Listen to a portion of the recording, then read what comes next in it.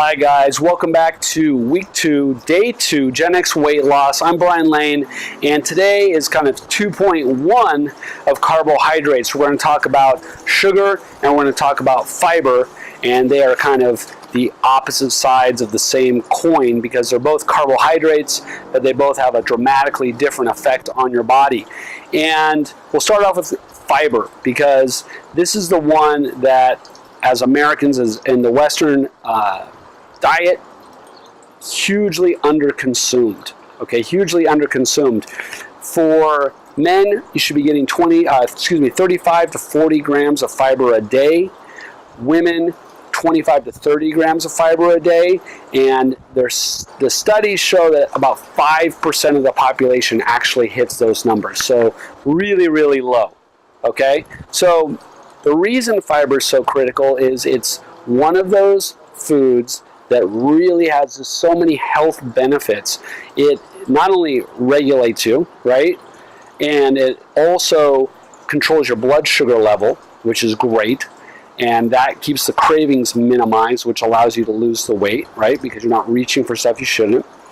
It also helps with anti-cancer benefits, cardiovascular benefits, and diabetic benefits. So a lot of good benefits from a fiber-rich diet.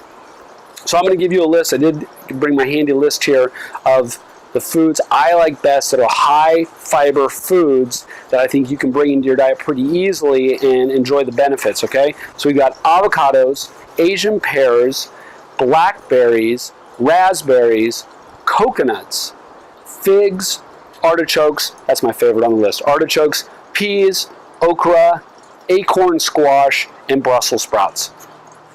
Awesome foods, high in fiber. So you need to bring those in to your diet.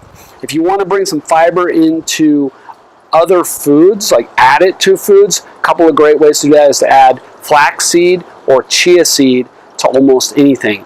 And that's from soups to cereals, right? Anything you want, you can sprinkle some chia seeds and flaxseed. Those are really fiber-rich foods and are a great option for that.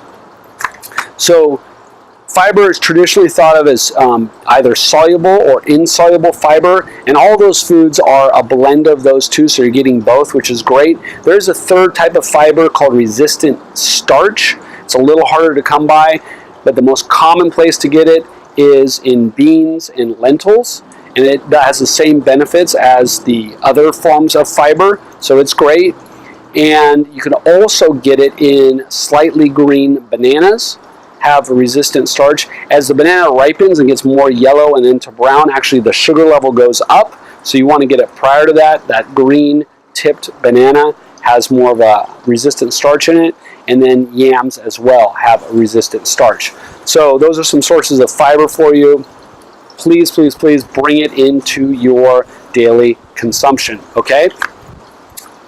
One note on that, move slowly. If you don't eat a lot of fiber-rich foods, do bring it in slowly because it takes your digestive tract a little bit to get used to the higher fiber intake, and you'll get constipated if you don't, and I don't want that, and you don't want that, okay? So, sugar, and more specifically sweeteners. I just want to get into, I know a lot of people have sweet tooths or want something sweet occasionally or add some kind of sweetness to their food, and I want to give you a few options here to occasionally use. One is xylitol, which is a sweetener derived from birch trees and or corn, and it's very low glycemic impact, which is good. It's lower calorie than sugar, which is good. Has kind of a pepperminty taste to it, which is good. The bad side of it is it's highly processed. They have to do a lot to it to get it out of the corn or the birch tree. And secondly, it's really bad for dogs. Poisonous for dogs. So just, you've got to be aware of that. Next one is more common, stevia. You've probably had stevia many times. The good of it, 0 calorie, no glycemic impact, natural, has the stevia taste. They've gotten better with that though. They're blending different strains of stevia now, and you are getting a better flavor out of the stevia, so check that out. Third, monk fruit, similar to stevia in that it is very, very sweet, like stevia is. Doesn't have the same bitter aftertaste, but is a little bit harder to get the right amount because it is so sweet. So you'll see that in like a blended option. It's called monk fruit. You can find that at Whole Foods. And then the last one is the one that's most like sugar, is coconut palm sugar. And it tastes the most like sugar, and of course also has the similar impacts to sugar, but on a lesser scale. It does not have quite the level of glycemic impact that normal sugar does. It has a lot more nutrient richness. Sugar has zero. Actual coconut palm sugar does have some nutrients to it that you're getting. Occasional use of these items is fine, but if you have a sweet tooth, which a lot of you who are trying to manage their weight tend to have an issue with a sweet tooth, your best bet is to shut down that sweet tooth and get control of what you're eating, rather than substitute in something else and you're constantly still pushed back to sweet as a flavor that you need to enjoy your food. Okay, so I'd rather see you eliminate a lot of sweet foods rather than just try and substitute them with healthier sweet versions. If you do need to eat something sweet, go with a whole piece of fruit. Okay, try that first before you go for the chocolate, right? Or you reach for candy, cookies, any of that stuff. So there you go. That's sugar, that's fiber.